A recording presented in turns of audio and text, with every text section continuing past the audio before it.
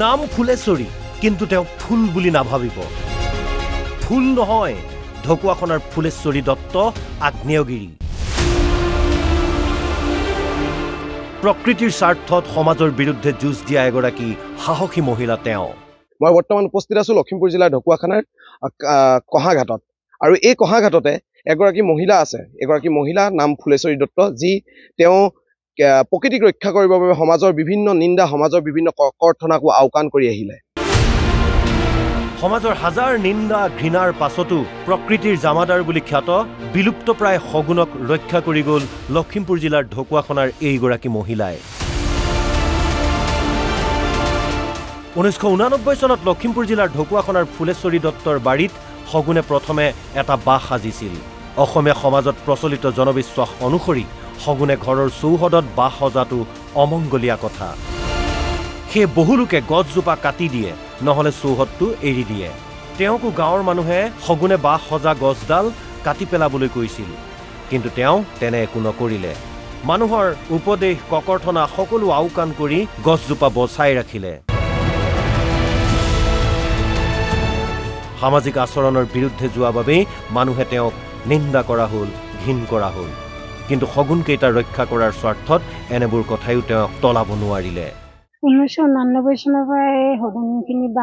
এটাই আছিলে মাত্ৰ সেই এটাৰ পৰা এতিয়া বিভিন্ন ধৰণৰ সগুণ আহি ডাঙৰ ডাঙৰ গছ থকাৰ কাৰণে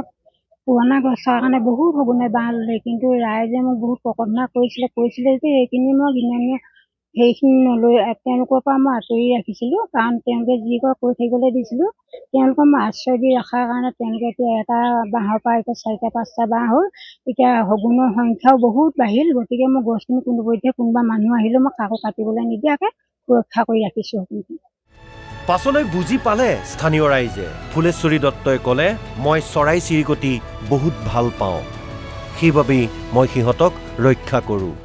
তেওঁলোকে পাছত নিজে বুজি পালে আৰু একো ক'বলৈ এৰিলে মোক কৈ আমনিও লাগিলে বাৰু কিমাননো ক'ব গতিকে মই যে প্ৰকৃতি ভাল পাওঁ মই চৰাই চিৰিকটি ভাল পাওঁ বা মই সেইটো কাৰণে তেওঁলোকক বহুত সেইকাৰণে মই ৰাখিলোঁ মানুহৰ পৰা ককৰ্থনা খায়ো পেলনীয়া খায়ো মই চৰাইখিনিৰ কাৰণে সুবিধা দি আছোঁ এতিয়া সহজ সৰল ফুলেশ্বৰী দত্ত তেওঁ ক'লে প্ৰকৃতিক সুৰক্ষা কৰিবই লাগিব তেওঁলোকক সুৰক্ষা কৰা মানে আমি আমাক নিজক সুৰক্ষা দিয়া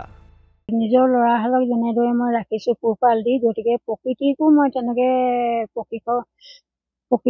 তেনেকৈ ৰক্ষা কৰি ৰাখিব লাগিব জীয়াই ৰাখিব লাগিব তেওঁলোক থাকিলে আমিও জীয়াই থাকিম গতিকে তেওঁলোকৰ সুৰক্ষাটোৱে আমাৰো সুৰক্ষা বুলি ভাবোঁ বৰ্তমান সময়ত তেওঁৰ বাৰীখনত কেইবাটাও সগুণৰ বাহ আছে বাহত আছে 9-10টাকৈ সগুণৰ পোৱালি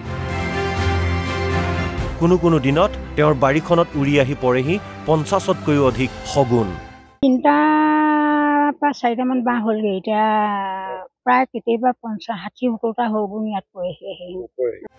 যিটো সময়ত চৰকাৰে সগুণৰ বংশবৃদ্ধিৰ বাবে বিভিন্ন ব্যৱস্থা হাতত লৈছে তেনে সময়তেই ফুলেশ্বৰী দত্তৰ এই একান্ত প্ৰচেষ্টা নিশ্চয়কৈ প্ৰশংসনীয় আৰু শলাগ ল'বলগীয়া ঢকুৱাখনাৰ পৰা প্ৰাঞ্জল দত্তৰ ৰিপৰ্ট NB News